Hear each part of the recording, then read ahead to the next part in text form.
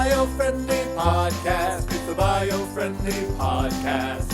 Yeah, that's Huzzah! Huzzah! Huzzah! We are talking on radio podcast. That's right. That's the total tone of the episode is going to just go straight NPR. We're going to just lean in real close to the microphones. That's right. And do the whole Did thing people like tell this. you growing up that you had a voice for radio? No, actually. but they did say face for radio. Certainly.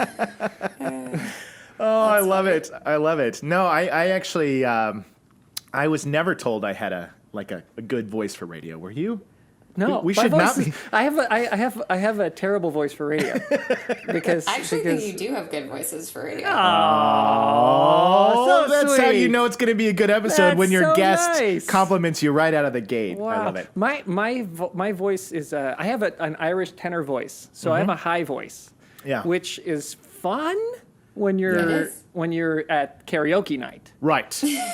but not when you're trying to be impressive around about big strong monsters and stuff. Right, like right. When I'm being hunted by But gorillas you or could serenade or them. cave monsters You or- could serenade them I could. because, for the record, Biofriendly audience and Imani, Noel has a beautiful singing voice. I Oh, do. He does. way. He has. I do. He did. Just kidding. See, you do have a good voice for No, radio. he has a very, very pretty singing voice. I've always thought, we've talked about for years starting a dad band, and there's, without a doubt, I know who the lead singer is. This guy. There you go. Right well, there. you two have it covered too, right? Yeah. You have good Oh, that's contrast voices Yes. too. I always lose though because we know Brendan, and so I always that's feel true. like I'm the best singer, but I'm not the best singer. Yeah, you that's know. true. We do know. We We do know a better singer. We do know. but that's okay. I'm Yeah. settled for backup. I look good in a go-go dancer dress. It's all right. All right. Well, we've already let our guest speak without even properly Well, let's introducing. introduce. That's Let's why introduce. I'm gonna Wait, get. You're so slack off today, Jacob. Terrible. Get on the I'm ball. terrible. Well, for those who are just now listening and not watching, you've heard the voice in the background and heard today we are welcoming on the Biofriendly Podcast Imani Hamilton. She is a sustainable designer and consultant. And the thing about Imani and why she's on the show today is, how we're often kind of flying by the seat of our pants here? You mean like this moment exactly? Like this moment, right like now? what you've heard up until now? Yeah, poor Imani. Normally we give our guest a chance to catch up and say hello, and we say, "Hey, so welcome to the show. Right, Don't worry, right. it's a relaxed environment. Yes. We're not going to make you look foolish. We, like We to just be, dove we right just- in. But this time we just started without Yeah. any setup. Exactly. So But that's gonna make Imani better, though. I think I have a good feeling. I have a good feeling about this one. But that was fair warning to the audience that Imani's just been thrown into the fire. yes, but now. but she's here because she knows what she's talking about. She That's- does? Yes, I true. found a guest. I'm sorry, Imani, you don't qualify for our show. We don't like to have people who know what they're talking about. Yeah, That's number one. she's- Just kidding. She's here and she's going to share about environmental choices that people can make both personally, Yeah. professionally, Yeah. to help us save the planet. What? Yes. You That's mean, you mean today we're gonna actually save the planet today? we're going to save the planet, and it's with our Okay. guest, This Imani is Hamilton. great. So welcome to the show. Welcome to the show, Imani. Thank you. Yeah. I am so happy to be here. And I think I really like your podcast and that you bring humor and optimism to this topic because Yes. I think are you telling me that for some reason years of doom forecasting has not really worked for people as far as getting motivated, right? Isn't that a surprise? It's Surprise, a shocker, right? It's weird that after decades of people saying it's never going to work, we're all going to die, that you eventually go I don't want to listen to this anymore. Right. Not particularly motivating. Right, exactly. And yet, it is time to focus on environmental action, Absolutely. especially as we come out of this pandemic. Yes. I saw a really great stat from McKinsey yesterday that 70% of leaders expect large-scale changes in their companies, whether it's leadership practices, technology, or operations as a result of the pandemic. So Wow. what an opportunity, right, to come Right. out of this with sustainability as a cornerstone of many of these practices. Well, And- right. If you have to change anyway, you may as well throw in a sustainable Right. option on this whole thing. Because that's Exactly. right. I mean, it's a sensible thing to do, and it's good to find out that that's going on. Yeah. Exactly. And I think a lot of people ask me about whether I'm optimistic, right? We've got a long way to go, but the answer is yes. I think we do know how to slow our emissions, and we do know how to slow, consequently, global warming. And to the level that scientists have told us is critical for our species survival and the planet's, right? So we actually have all the information, but we just need to get it out there. And that's part of what I'm doing here today is, as a sustainable designer, I see myself as kind of a translator for a lot of this information that I've come across in my research. Perfect. So we need translators. We need translators. Exactly. So typically I'm helping manufacturers or designers look at making more environmental choices or decarbonizing their designs. But with your broader audience, I'm taking the opportunity to basically talk about some of these actionable choices we can all be making. Whether you're at the Thanksgiving table or whether you're at the virtual conference room table, any of these are things that we can bring into those settings. I often have my virtual Thanksgiving table like combined. So I usually do like the virtual meeting table and my Thanksgiving table same time. So I feast. Yes. You know what? Some of these will work for both. Cool. Great. Yeah. So that's I what I will needed. call out what we can do as consumers. Yeah. But I will also point out some of these industrial level kinds of things that can be done in case you listener happen to be in a position to affect a whole company. Well, I'll tell you what. We cover, we've been doing this, I think we're on like 86. This is episode 87. We do a few of these, and we cover a lot of this stuff from time to time. So definitely want to know your point of view on a lot of this stuff. But let's first dig in on what it is exactly that you do, because I think that what excited us about having you on the show was what is it about sustainable design? What is about what you do with sustainable design that could be interesting to the audience and that could inform them in their lives and what they're doing, and to find out what other people are doing and what's out there, and then I think we can dig into a fun little back and forth on what's going on in the environment, how we can save it, how we can fix the entire problem today. That's the plan. Get started today. Yes, get started. Well, we like to make impossible goals, claim that we've completed them, and then come back the next week. Exactly. No, but So real quick, tell us about you. Just what to start you off, what is sustainable design? Sure. Yeah. So I have my own sustainable design and consulting practice, Imani Hamilton Design. I design, what that means is I design with basically non-toxic and environmentally sustainable materials and low-carbon design practices. I'm also currently working on some exciting collaborative research around closed-loop design, which I'll talk a little more about. Cool. I have an architecture degree, but in high school and college, I worked in architecture firms long enough to realize I didn't want to become an architect. So today I focus on sustainable design for mostly physical products and interiors. And when I talk about products, a lot of times that's consumer goods. So that could be, I've worked with shoes or home goods or furniture companies, some with other companies and some of my own. Some of those designs are my own. Yeah. But so one it's sustainable design of everything across the board, from buildings to shoes to anthills.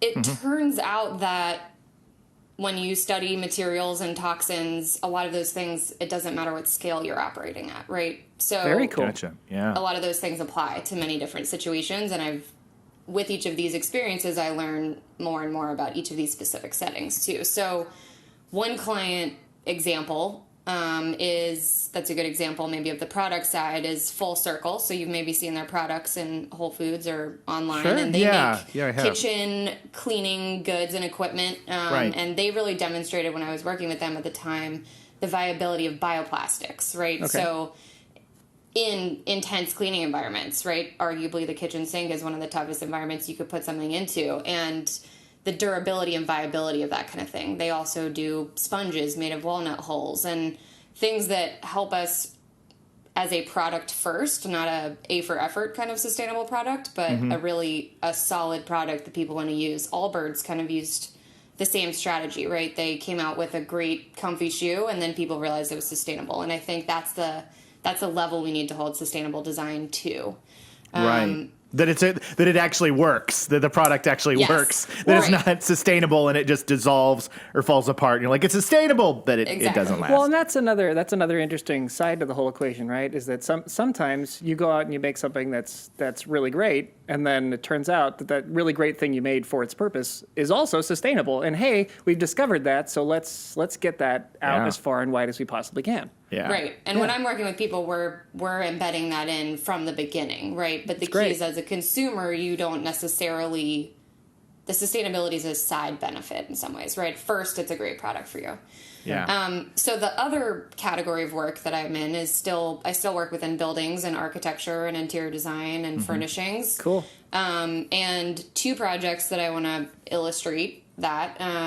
One is that I spent over 2 years working at the Google R&D lab for new campus development. Fun. While working for a firm called Vital. And for confidentiality reasons, I really can't say too much more than that, but I can say I worked with a lot of really amazing So we're going to press you on this researchers. issue. Like, what exactly? No, I'm just kidding. I could tell you, here's but then what I I- have to kill you. Yeah. Here's what I can tell you. Okay. It did teach me a lot about the blend of buying power and sustainable requisites. Yes. And how large companies can, with that buying power, basically work with their supply chain and ask them to do something like remove a toxin from a material that they use, or move from a virgin to a recycled plastic, right? And Sure. and these companies make partners of those manufacturers, and then that by result makes that product more healthy and sustainable for everyone else down the line. And so Yeah, which is terrific. That's an And amazing way that companies can really use that lever, right, to create sustainable change with their purchasing power. Yeah. Yeah, And then- that's a big deal, isn't it? Because it's that works all across it. It's what if you're asking for something that leaves these things out, but also if you're looking for something new that might not potentially exist, by being the large company and the large buyer, you can ask sway for that. enough of that it now Right. becomes available to people who don't have the large buying power. Exactly. And Yeah. volume is really one of the biggest ways. That's the biggest lever in all of Sure. that, right? Yeah. But again, it's volume and having the sustainable principles to ask for that. Sure. So the second project that I want to touch on today is a zero carbon home renovation project that's still ongoing that I'm working with. I was brought on as a sustainable design consultant by the general contractor.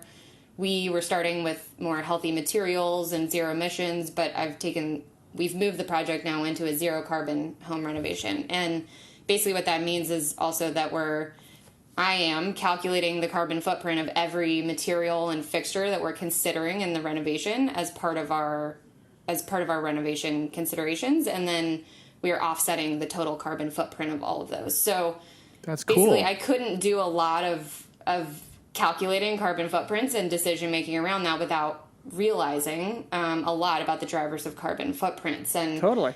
And through that research, of course, realizing that there are very real consumer as well as government and industrial choices that we can all be making that really do matter to slow and reverse global warming. So that's part of why I'm here today. Yeah, Well, that's awesome. And our big thing here is what is the little thing? What is the easy thing? What is the quick thing that you can do right now to make a change just in your life and your home? And so you bring up an interesting point here with the zero carbon home. Now, obviously, to start over and build from scratch and have all the right materials is ideal and wonderful, but also impractical for a lot of people. But I'm curious from your from your expertise, what would you say are 2 to 5 things that somebody in their home, if they were considering to do something smaller, like a smaller remodel, a small change, or even like a simple thing, for anything like something from as easy as $500 to maybe I want to do a $20,000 change, what would be the most effective things that you would recommend? Sure. So, well, for one, you're queuing me up well for the list of environmental choices that I'll be sharing. And What? Yeah. one Are you of the- saying it's like we're asking the right questions? Yes, it looks like You we've been are doing this asking the long right enough. questions. On so fire. I might punt that question to when I'm going through this list. Okay. And I've put together a little mnemonic device so that Yeah. you can all remember that. Okay. What those choices are. And then also just for those listeners out there who are link happy types, I have a post on my website, Imani Hamilton Design, as part of my climate action series where I'll include some of the links and information that I touch on today. So we'll share that. We'll get to it. We'll get to that point when we'll share that link and we'll get to your question about the things that they can do on her little thing she's going to share later. Yeah, give us the thing. But I was going to mention Imani's in California with us. What? She's in California. Really? That's Well, true. California's a huge state. It That could be is. So anywhere she's from you not- could be living in trees in the north, or you could be living. that is true. I'm from the frigid north. No, the very sunny, warm, lovely north in Oakland. So Yeah, she's up in Oakland. Nice. She's on the same time zone, which is nice. That is nice. Yeah. And I know that this morning you probably also are really grateful that we just have clean, breathable air this morning, right? Well, okay, so we had a windstorm yesterday. Yes, we did. And I heard. because as you know, the state was on fire. Yeah. Yes. There was plenty of we were in Pasadena, so we have a lot of exposed topsoil. That's just kind of like, sifting on top of things. So when the wind came, it turned everything into a dust storm. So we're kind of a Yes. dust bowl at the moment. Yeah. But Interesting. boy, a couple days ago, It was great. super clean. We were finally having to be out of the fires, and the fires up by you guys were just as bad when we were on fire down here, because that's where all those Yes. photos were coming out, that people were taking the images of the orange sky, right? Exactly. And that's one of the things that I want to talk about too today is I think the day the sky turned orange was a truly unforgettable day, right? So those photos were seen worldwide. That was happening outside my window. I awoke and it appeared as though the sun never rose, right? The smoke was actually blocking the sunlight. So ash was raining from the sky. It was actually on my coffee table and the windowsills, and it was horrifying. It was It was intense. It was intense, but I Yeah. also think, and here's connecting back to let's stay with the positive side of these things. That really was a turning point. I believe that day took a lot of people in California who generally accept that climate change is real and we have something to do with it, and I think turn them into climate activists. We need people looking around saying we need to do something, right? Right. And I think that again is why in this moment in time, it's time to get information into the hands of people, right? What are some of these simple things that we can all be doing? Because it actually does matter what all of the choices that we make as consumers and as professionals in various industries, right? So, Yeah. and there's a lot of momentum that since the day the sky turned orange, there's been an absolute groundswell of companies and countries that are making carbon reduction pledges or single-use plastic bans, and those headlines are all over. They're some of our largest companies and countries, and that's exciting, right? Totally. That sounds like a great title for a film, by the way. The Day the Sky Turned Orange. Sounds like a I good think so. apocalyptic film. I feel like I'm we should wearing make my that. orange kind of today for Yeah. to- Well, what? Nice. So obviously, hearken that. since you said that caused people to be activists, obviously you were in this game a lot earlier than the sky being orange and the fire. So what was the thing that, why did this become your career trajectory? Why did you land into sustainable design? Yep. I love that we're talking about this. I think, so I recently joined the Climate Reality Leadership Corps, which is founded by Al Gore, and he ran the week-long training. And in addition to talking a lot about climate facts, we spent a ton of time talking about what they call our climate stories. And so I think this perspective of getting out our why and all of us sharing our stories is so important because people really relate to stories rather than stats, right? And the Sure. point is, we need those to sort of get us motivated to do something. So my climate story is sort of a three chapter part. And the first is my childhood. I was raised an environmentalist by my parents. I'm from Durham, North Carolina, which is a couple hours to the beach, a couple hours to the mountains. Yeah. I spent most of my childhood in the mountains. And I was learning to forage for mushrooms and berries, and we were going for hikes and backpacking from a very young age. And rather than learning how to swim in a pool, I learned how to swim in a lake. And that was where my parents had managed to have a little cabin that served as our home base. And Yeah, that's huge, right? That's huge. Whenever all of our guests, and we've hit on this many times before, which is the ones who come from Canada, but people who grow up with environments around them that are beautiful. It really has such a Huge. lasting impact on you when you have, hikes, nature, streams. Yes. It really leaves a lasting impact. The on editor of our magazine, Biofriendly Planet magazine, she always says step one is get outside. You. Yeah. Step one is get outside, exactly. right? That's step one. Exactly. And Yeah. I think the other part of it, though, right, are some of and part of our climate stories are some of the stressors, right, that we experienced, or the first signs of it. And I remember in North Carolina, that was our extreme weather is basically it's droughts, it's hurricanes, it's Right.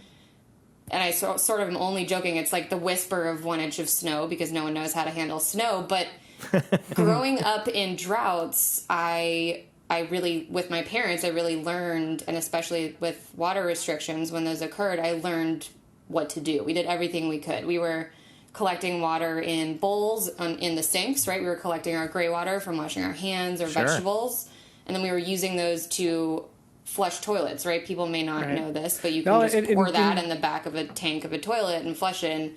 And by doing that, we were reusing water twice, right? So that paired with things like my mom got cisterns that captured the water straight from our gutters and then hid those behind bushes, and those were what watered our plants. And these were things that I learned as a kid and have really stuck with me. And I think the second part of my climate story was after my first job in the Bay Area and a career transition opportunity, I took the moment to travel in Southeast Asia, and I was in some of the world's most beautiful landscapes like Ha Long Bay in Vietnam. That's okay. I mispronounce things on this show all the time. That is my go-to. I'm sure I still didn't pronounce it right, but I'm sure you did better than I did. Tell it to me. What's it called? Ha Long Bay. Ha Long Bay. So I'm sure you've probably seen the photos. It's these beautiful limestone islands and cliffs. Yeah. And they're surrounded by water. And it's UNESCO World Heritage Sites, right? These are places we're supposed to see. And everywhere you looked, there was plastic trash. Absolutely everywhere. It was in clumps collected by the boats and the water. It was in coves. It was all over the beaches. And it was horrifying. And that's what I call my plastic problem turning point. Sure. And I was on the other side of the Pacific Ocean, and I could recognize plenty of that trash. And so that was when I came back and started really studying plastic types, how they were recycled, what our alternatives are, most importantly, and that's things like bioplastics, which I'll talk a little more about. And then finally, the third is just 10 years of living in California will make a person adore nature. And the scale of everything is much bigger than the East Coast, and it's dramatically beautiful from the flora and the fauna and the redwood trees. And sustainably minded individuals are really not that hard to find, right? They're no closer than the next Prius or pair of Birkenstocks. And yet, we haven't done that much about it, right? Yeah. And that's what's kind of interesting about this, The Day the Sky Turned Orange, is it's this visible, apparent symbol of what could come, or not symbol, but experience of what could come. And I think that is another reason why that really was a turning point, could be a turning point for our generation. And it's why I think it's important that we keep caring about sharing our climate stories like those, which is kind of why I wanted to turn that back on you two and find out, why do you host an entire podcast today dedicated to sustainability? The fame.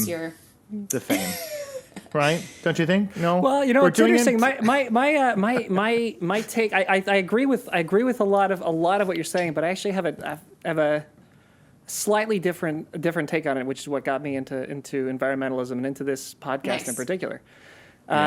So I think that California in particular, it's great.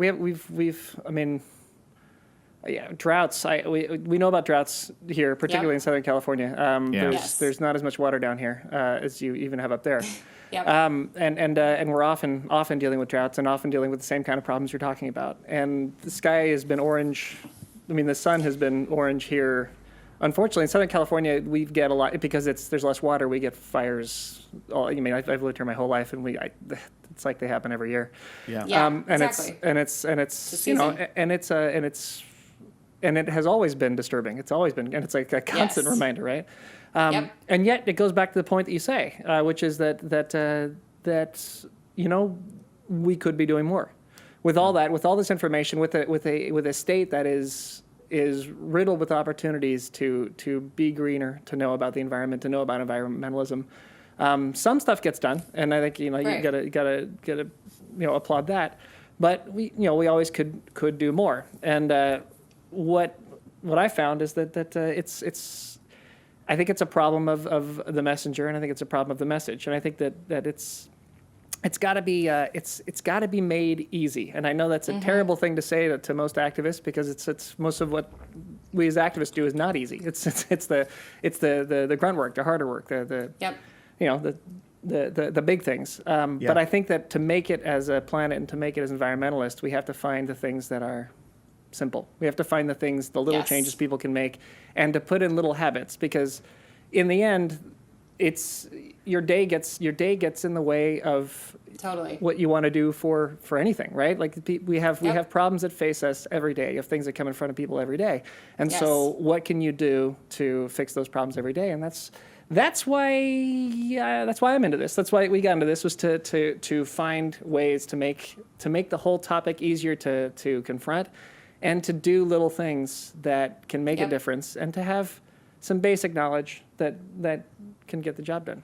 So not the fame? Not the fame? No, of course I'm here to be famous. I mean, that's like, the side effects are The fame. are great. We are going to We run out know. of time, though, Imani. So I know you got a lot of stuff you want to get into. So Yeah, we do need to jump into it. We do need to come around. I want to hear this. Actually, that's why I think you tipped it off well, because you said the You tipped simple it off things, perfectly. and then you had Yes. earlier said the thing about what are the things we can do. So this is the perfect time This is it. to dive in. Dive in. Let's dive in.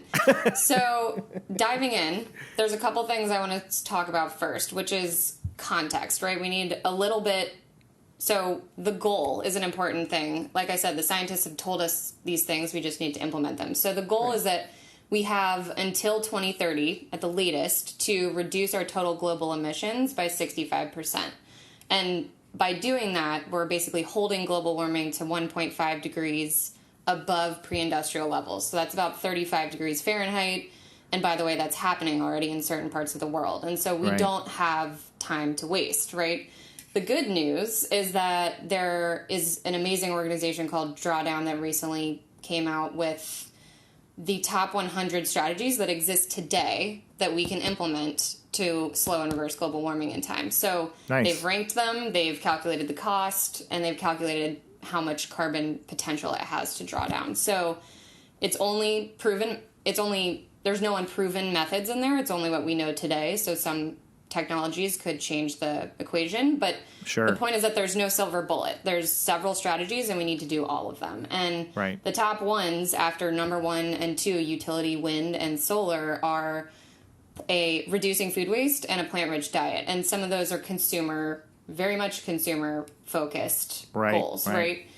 So the only other piece of context really is, global warming, how it occurs. Greenhouse gases are building up in the Earth's atmosphere and trapping the sun's energy with us, basically. And the problem is that we are creating too many of those greenhouse gases. Right. So those greenhouse gases are carbon dioxide, methane, nitrous oxide, and fluorinated gases. And the first 3 exist both in natural settings as well as emissions from machines, right? So the machines that burn fuel, especially our transportation machines and our manufacturing machines, those create emissions, and they're the main reason why we have global warming. Right. The fluorinated gases and other things in this category are products of industrial processes. And this is not a sexy topic, but refrigerants, for example, this is a huge opportunity area, because if we can figure out a lower carbon version of a refrigerant, we will make enormous strides in this space to reduce global warming. Right now, one of our current best options is carbon dioxide itself, right, which is obviously not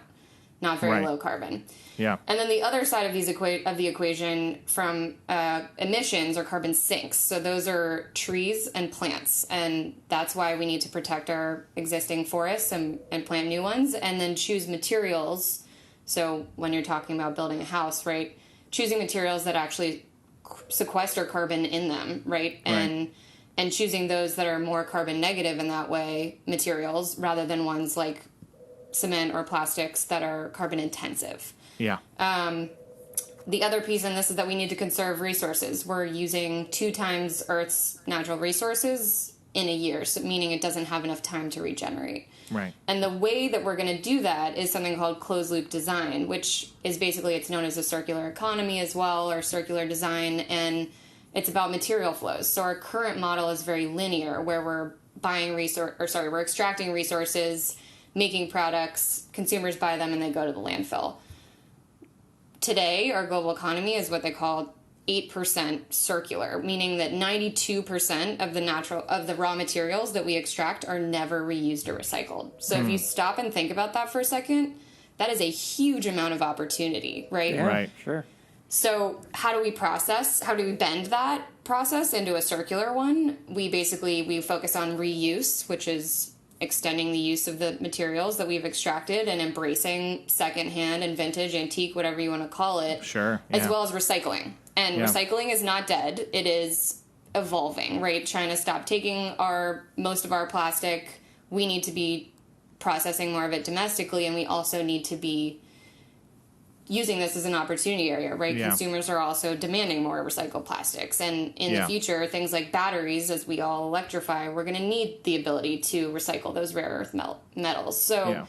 another huge opportunity area. And then the third part of a closed loop economy or a circular economy is partnerships. So my favorite example here is Ford is currently using the coffee waste chaff from McDonald's to make headlights for their cars. What? And they're exploring this, right? And this is a great example of closed loop thinking, how one company's waste can actually be the fundamental material for another Coffee company. headlights from McDonald's.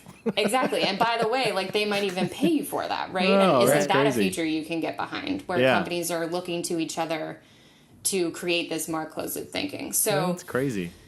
My God. so that's some of the context. Yeah, And yeah. and now I'm gonna hit you with the real stuff. So Oh, that wasn't the real The- stuff? That was all make believe. this is the mnemonic device, and this is how Okay. we remember the environmental choices that we can form. So it's W is for water, E is for electrify our machinery, C is for compost, A is for advocate for the planet, N is for no new plastic, F is for food waste, O is for only what you need, R is for resourcefulness, and Yeah. M is for meat being more of a special occasion thing. So now I'll jump into what each of those are. We So can form is the acronym, right? we can form, and then the content are the environmental choices. So that we can everybody form. who's listening, if you're in a situation you need to think in your head, we can form as a thing that they can hold on to, right?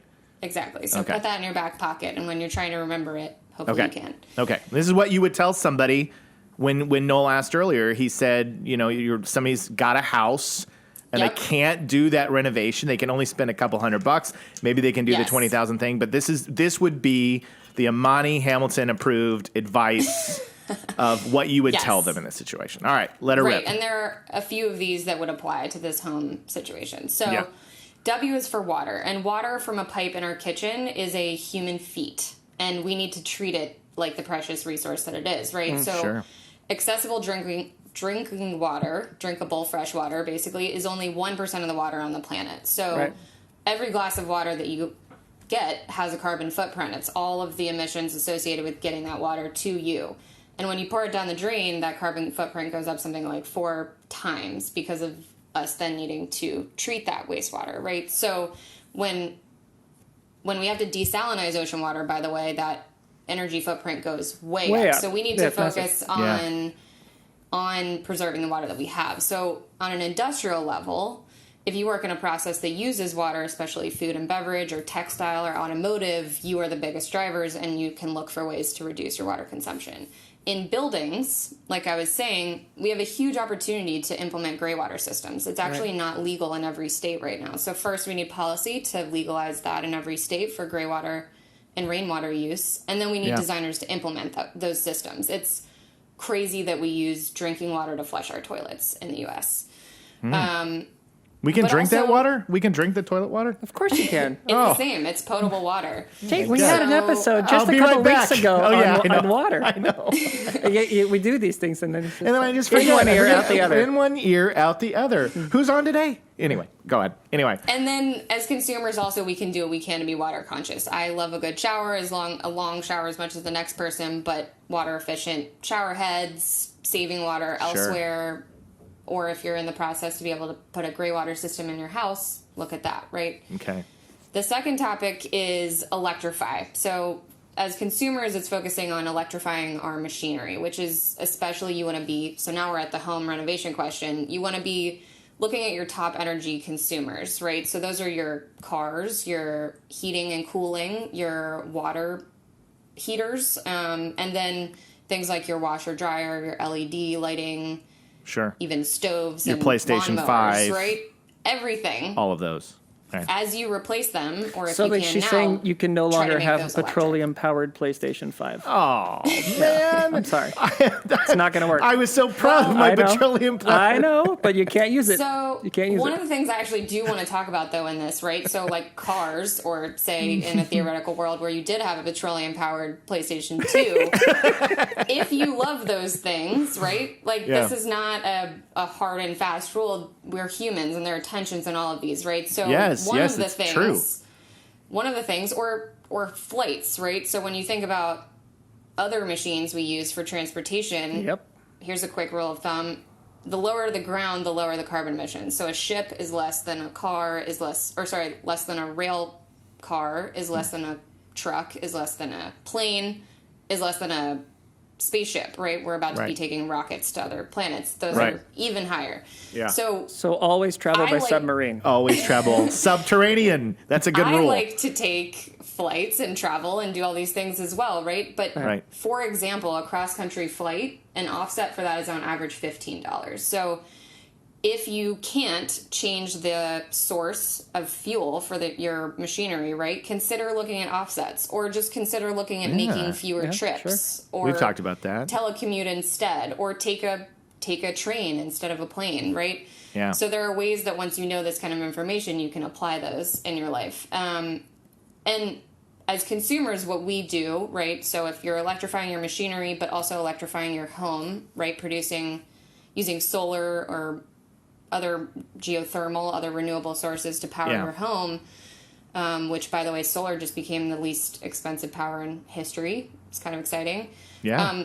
It's because zero emissions energy is electric, right? So all fuel-based forms of power, those are the ones that create the emissions. And as our industrial level energy providers, they continue to shift away from fossil fuels and towards renewable energy, the carbon footprint of the energy that comes to you will continue to get lower and lower, right, as we continue to make more renewable energy, which is happening. A majority of power plants that have been constructed in the last year, they're renewable energy. We're, as an industry, shifting. But Yeah. what we can do as consumers also is electrify our machinery as we can to run on that. Yeah. Also, more renewable energy. C is for compost. Right. As natural things biodegrade, they release methane, which is 28 times more powerful than carbon dioxide. So Right. over its first 20 years. So composting is a way that we basically, when you take an apple core and you throw it in a landfill, it emits methane openly. When you throw it in the compost, that methane is managed. So we compost natural things, Yeah. but we also can compost things like bioplastics. Like my phone case is a bioplastic, and at the last one, at the year after using it, I threw it in the compost. And that's where we should be heading with Nice. materials as well, right? Right. So industrially, that's what we need to do, shift towards biodegradable bioplastics. And if you think compost is gross, I think one thing I do is I use a plant pot with a bag and twist it. There's no lid, so it makes it less gross. And just either look for the municipal green bin or find out if there's a private provider. Cool. A is for advocate. So we are social beings, influence, share this information, and this year vote, right? That's an important thing always Absolutely. for the environment.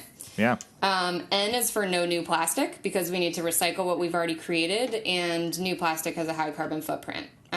So in some cases, plastic is a great material though, right? So look for recycled plastic, or plastics 1 and 2, which are the ones that are actively recycled. Or if you can, look for just plastic free, right? So many personal care items now are plastic free. Or look for bioplastics. F is for food waste. If food waste were a country, it would be the third largest carbon emitter behind the US and China. So Wow.